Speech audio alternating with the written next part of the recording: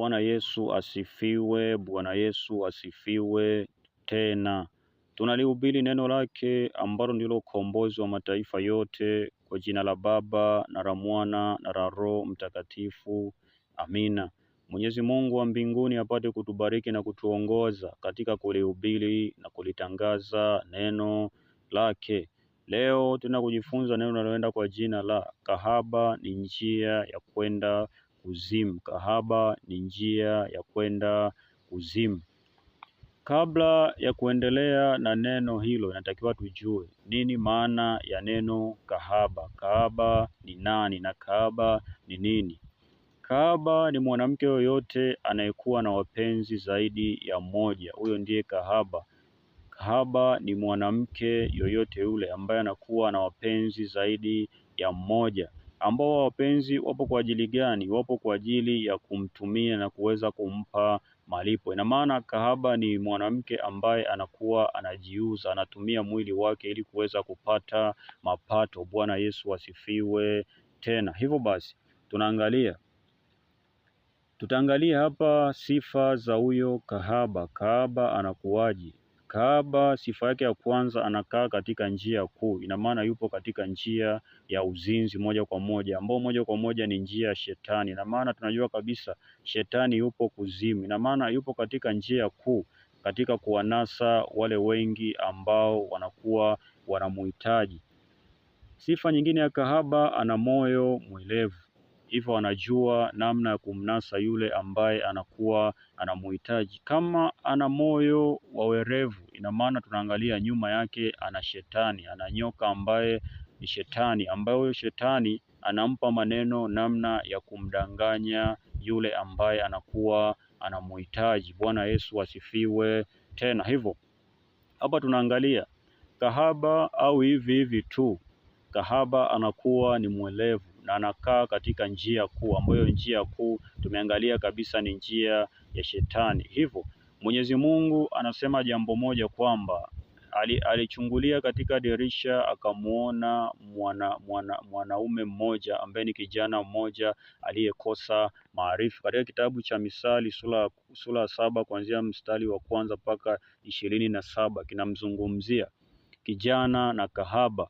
Kijana alimuona kijana mmoja aliyekosa maarifa, ambaye alipita njia ya kahaba, ambaye kahaba alimrubuni kwa maneno yake ya kusema kwamba mume wangu amesafiri, ameenda safari ya mbali na atarudi mwezi ujao. Hivyo kijana akaenda akalala na kahaba, wakajifurahisha mpaka asubuhi. Asijue kwamba nyumba ya kahaba hiyo ni mlango wa kuzimu ambao umekwisha kuwaangusha wengi. Tutasema kwamba mwanamke ambaye anaihubiri Injili ni jeshi kubwa. Hivyo mwanamke kahaba ni jeshi ni jeshi kubwa ambalo tayari amekwisha kuangusha wengi ambao wamepita katika njia zake.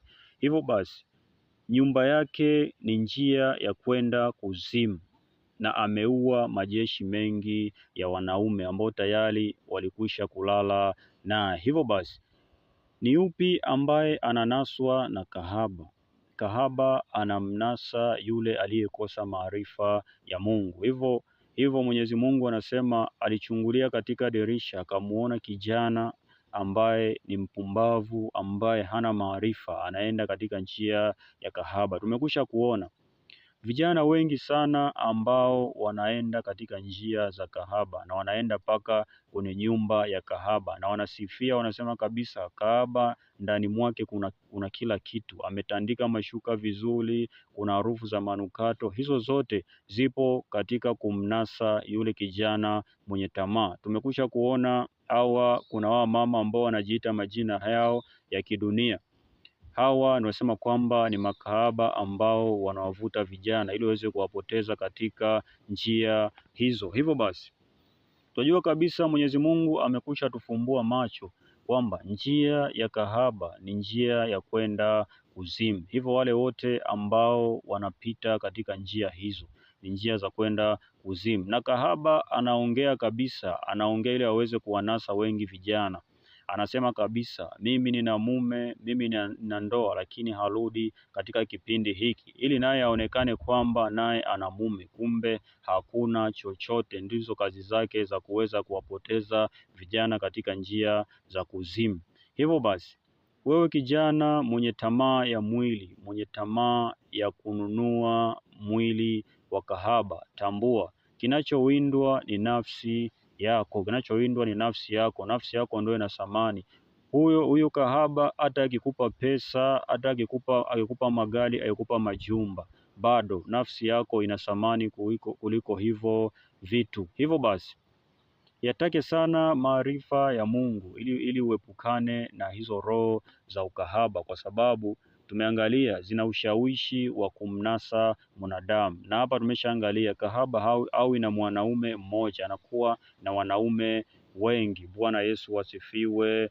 Tena hivyo maarifa ni muhimu ili kujikwamua na ili janga, kwa sababu ni roho ya shetani moja kwa moja, na ni shetani mwenyewe ambaye anatumia nyoka, anatumia ulimi wa kahaba kuwanasa vijana. Bwana Yesu asifiwe.